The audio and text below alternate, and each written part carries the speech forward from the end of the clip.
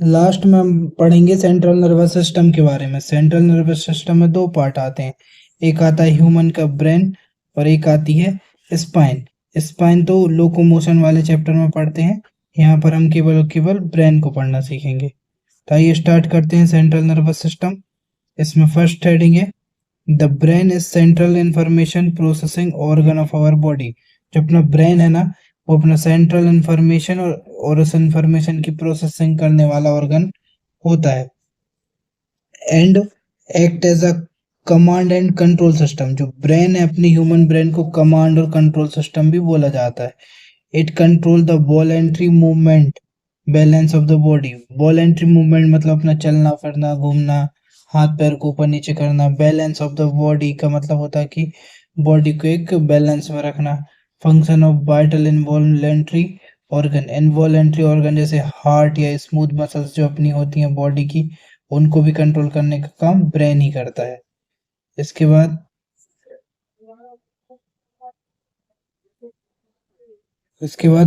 जैसे lungs heart kidney thermo regulation मतलब अपनी बॉडी का टेम्परेचर भी रेगुलेट करता है। हंगर भूख प्यास को एंड थर्स्ट। सर्केडियन मतलब अपनी जो दैनिक दिनचर्या होती है 24 आवर की जो रिदम होती है, सोना उठना जागना, इस सब की एक्टिविटी को कौन करता है? ब्रेन। ब्रेन कंट्रोल करता है। Activities of several endocrine gland. जो एंडोक्राइन ग्लैंड होती हैं अलग अलग हार्मोन सिक्रेट करती हैं, उनका कंट्रोल भी ब्रेन के पास ही होता है। ह्यूमन बिहेवियर मतलब हैप्पीनेस सैडनेस अलग अलग चीजें भी ब्रेन से ही होती हैं। It is also site of processing of vision hearing speech मतलब देखना सुनना बोलना। मेमोरी मतलब कोई भी चीज याद रखना। इंटेलिजेंस मतलब अपनी बुद्धि। इमोशंस और थॉट्स मतलब अपने ब्रेन में आने वाले थॉट्स। सब चीजों को कंट्रोल किसके पास होता है? ब्रेन के पास होता है। नेक्स्ट अपन पढ़ेंगे। अब अपन को यहाँ से यहाँ तक ब्रेन की एक बेसिक इंफॉर्मेशन दी है जो हर कोई जानता है। यहाँ से ब्रेन के स्ट्रक्चर के बारे में बताया गया है। जैसे इस पैरा में ब्रेन को कितनी लेयर में बांटा है, कितने उसके मेन पार्ट होते हैं, ये सब अपन को बताया गया है। तो देखो, the brain is well protected by skull. अपन सबको पता है कि जो अपनी स्कल होती है उसमें ब्रेन एक प्रोटेक्शन में रहता है। ब्रेन इनसाइड से इस तरीके का दिखता है और उसके ऊपर ऐसी प्रोटेक्शन अपनी ह्यूमन स्कल होती है। फिर ये बोल रहा है यहाँ से कि brain is covered by cranial meninges. जो ये स्कल की जो कवरिंग रहती है उसको क्या बोलते हैं अपन? Cranial मेनिन्स। consisting of outer layer called dura matter। देखो, इसकी जो आउटर लेयर है और जो ब्रेन की लेयर है ना, उसको तीन पार्ट में इसने बांटा है। पहली बोल दिया है क्या? ड्यूरा मैटर जो सबसे आउटर होती है। उसके बाद एक पतली मिडिल लेयर होती है, उसको अरेक्नोइड कहते हैं। और सबसे अंदर की लेयर होती है जिसमें अपने ब्रेन टिश्यू कनेक्ट रहते हैं, उसको बोलते हैं पाया मैटर। तो इसको याद रखने के लिए मैंने एक डायग्राम अलग से ऐड कर दिया, ये एनसीईआरटी में नहीं दिया गया है। ये मान लो अपनी सबसे, ये इसको बोलेंगे अपन क्रेनियल मेलेंजेस। क्रेनियल मेलेंजेस के एक छोटे से पार्ट को उठाकर यहाँ जूम करके बताया गया है। देखो, सबसे बड़ा तो प्रोटेक्शन अपना स्कल हो गया। स्कल के अंदर जो आपको ये ब्लू कलर का दिख रहा है, ये हो गया अपना ड्यूरा मैटर। फिर ये जो रेड कलर की दिख रही है जिसमें ब्लड वेसल्स वगैरह वगैरह, ये है ये रेक्नॉइड। और सबसे अंदर ये जो ग्रीन कलर की एक लाइन गई है यहाँ से यहाँ तक, ये है अपनी पाया मैटर जो पतली होती है। और ये अपनी ब्रेन टिश्यू, ये जो नीचे दिख रहे हैं, ये ब्रेन टिश्यू से कनेक्ट में रहती है। इसके बाद ब्रेन को अलग अलग पार्ट में पढ़ते हैं क्योंकि ब्रेन बहुत कॉम्प्लिकेटेड स्ट्रक्चर है। तो उनको इजी समझने के लिए एनसीईआरटी ने इसको divide into three parts: fore brain, mid brain, hind brain. Fore brain मतलब ये अपन यहाँ से देखेंगे। फोर ब्रेन अपना ये वाला पार्ट है जिसमें ये सेरेबेलम आता है, थैलेमस, इसमें सेरिब्रम आता है। सेरेबेलम तो लास्ट पार्ट में आता है अपने हैंड ब्रेन में। तो इसको अपन अलग अलग पार्ट में पढ़ेंगे। ये ब्रेन की एक स्ट्रक्चर एनसीईआरटी ने दी है, इससे डायरेक्ट क्वेश्चन पूछता है कि कहाँ कौन सा पार्ट है, अपन इसको देख लेते हैं। जैसे फोर ब्रेन, यहाँ सेरेब्रम, सेरेब्रम है, इसमें थैलेमस है, हाइपोथैलेमस है। मिड ब्रेन की स्ट्रक्चर यहाँ दी गई है, ये जो ब्लू पार्ट है ये मिड ब्रेन है। उसके बाद जो हैंड ब्रेन है वो यहाँ नीचे से स्टार्ट होता है, इसमें ये जो स्ट्रक्चर गई है बोन, सेरेबेलम और मेड्यूला ऑब्लोंगेटा इसमें आते हैं।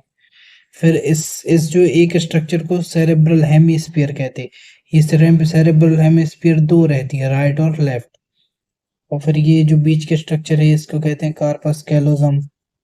सेरेब्रल एक्वेडक्ट जो यहाँ से यहाँ तक जाती है, इसकी डिटेल्स अपन आगे पढ़ेंगे। ये रहा ब्रेन का डिवीजन। ब्रेन को 3 पार्ट में जैसा एनसीईआरटी ने बांटा था, फोर ब्रेन, मिड ब्रेन और हाइंड ब्रेन। तो अपन सबसे पहले फोर ब्रेन से स्टार्ट करते हैं।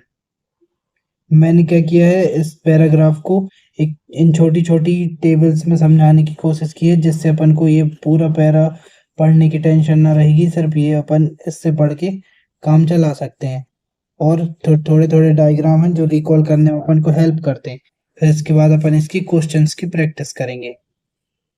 तो शुरू करते हैं फोर ब्रेन से। The fore brain is consist of cerebrum, thalamus and hypothalamus. देखो फोर ब्रेन के कितने पार्ट हैं, सेरेब्रम, थैलेमस और हाइपोथैलेमस, 3 पार्ट हैं। Cerebrum from major part of human brain, जो अपनी ह्यूमन ब्रेन का अधिक से अधिक पार्ट कौन घेरा रहता है, सेरेब्रम घेरा रहता है। A deep cleft inside cerebrum longitudinally divide halves which are termed as left and right cerebral hemisphere। देखो इसके बीच में ये अपन इसको डायग्राम से समझेंगे। मान लिया अपना ब्रेन है, तो ब्रेन के बीच में एक इसको 2 पार्ट में बांटा है। इस वाले को अपन ने राइट सेरेब्रल हेमिस्फीयर बोल दिया, इसको लेफ्ट सेरेब्रल हेमिस्फीयर बोल दिए। बीच का जो स्ट्रक्चर इसको बांटता है, इसको कार्पस कैलोसम बोल दिए। इसको अपन और यहाँ से पढ़ सकते हैं। The hemisphere are connected by a tract of nerve fibers called corpus callosum। ठीक है। The layer of cells which cover the cerebral hemisphere is called cerebral cortex and it's thrown into prominent fold। देखो cerebral cortex जो है अपन इस diagram से समझेंगे। ये जो आपको फोल्डिंग दिख रही है ब्रेन के ऊपर, ये क्या कहलाती है, सेरेब्रम की। ये जो फोल्डिंग दिख रही है इसको कहते हैं सेरेब्रल कॉर्टेक्स। और जैसे कि ब्रेन का ये बहुत बड़ा पार्ट घेरती है, इसलिए इसको बोला गया है कि ये बहुत बड़े पार्ट में रहती है।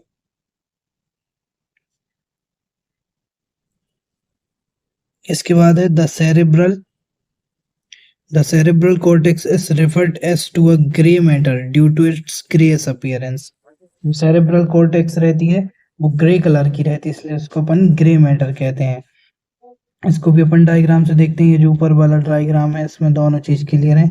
देखो इसके ऊपर ये फोल्डिंग है, ये पूरा पार्ट क्या कहलाएगा, अपना सेरेब्रल कॉर्टेक्स। सेरेब्रल कॉर्टेक्स के बीच से डिवाइड करने वाली लेयर क्या हो गई, कार्पस कैलोसम। और ये हो गया अपना राइट हेमिस्फीयर, ये हो गया अपना लेफ्ट हेमिस्फीयर। और ये जो फोल्डिंग है दिख रही है, ये आउटर फोल्डिंग, ये हल्के हल्के ग्रे कलर की दिख रही है, इसलिए इसको ग्रे मैटर कहते हैं। और ग्रे मैटर के अंदर जो व्हाइट कलर की फोल्डिंग दिख रही है इसको अपन व्हाइट मैटर कहते हैं। तो ये डायग्राम से आपको एक्सप्लेन हो गया। अब इसकी लाइन टू लाइन आप पढ़ सकते हैं। The neuron cell bodies are connected here giving the colour. जो न्यूरॉन सेल बॉडी होती है वो ये ग्रे कलर को बनाती हैं।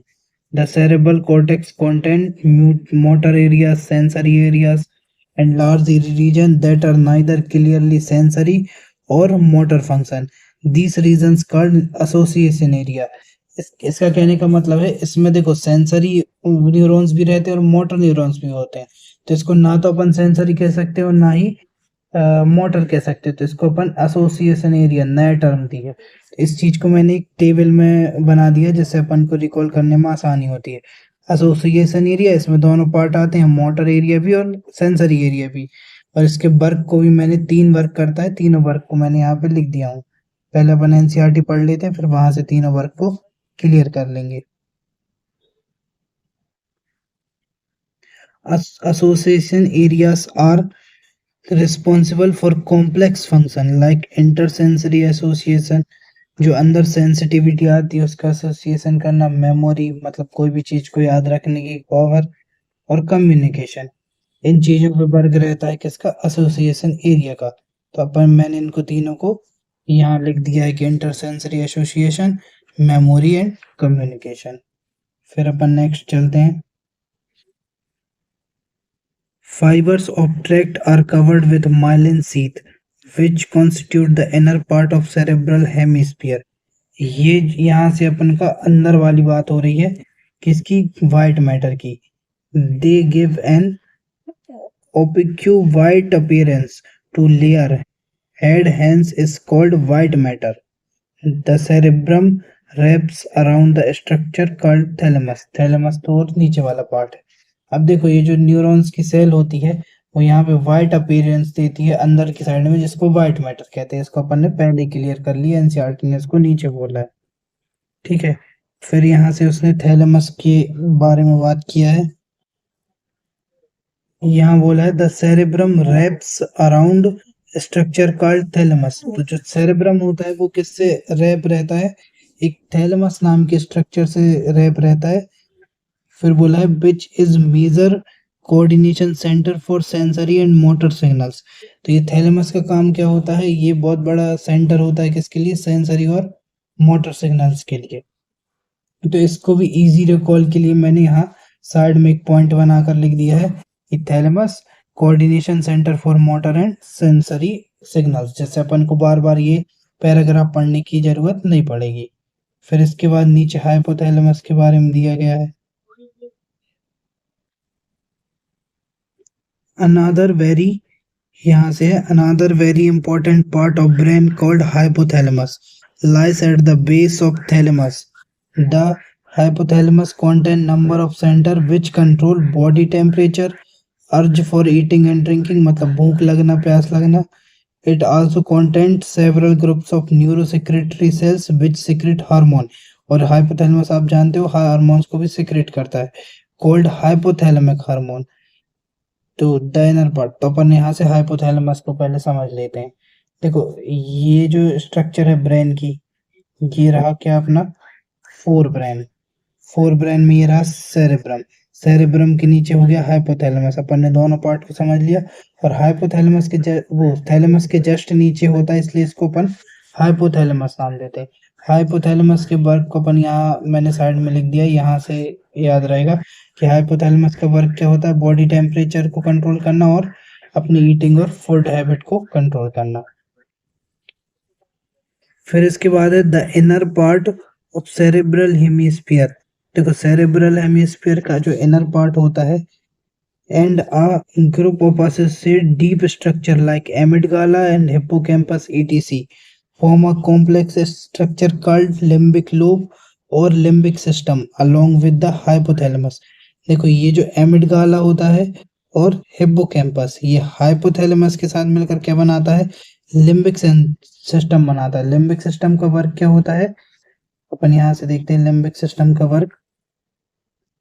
It is involved in regulation of sexual behavior, expression, emotion जैसे excitement, pleasure, rage and fear, डर और motivation। सब पूरे सिस्टम को कंट्रोल कौन करता है, एक लिम्बिक सिस्टम करता है, जो किससे बना होता है, हाइपोथैलेमस, एमिगडाला और हिप्पोकैम्पस।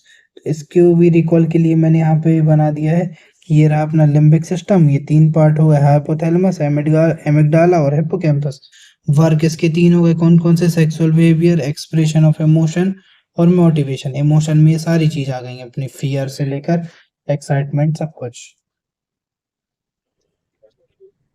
तो फोर ब्रेन में ज्यादा कुछ नहीं है। फोर ब्रेन में अपन को सिर्फ ये याद रखना है कि इसके तीन पार्ट होते हैं, सेरेब्रम, थैलेमस और हाइपोथैलेमस।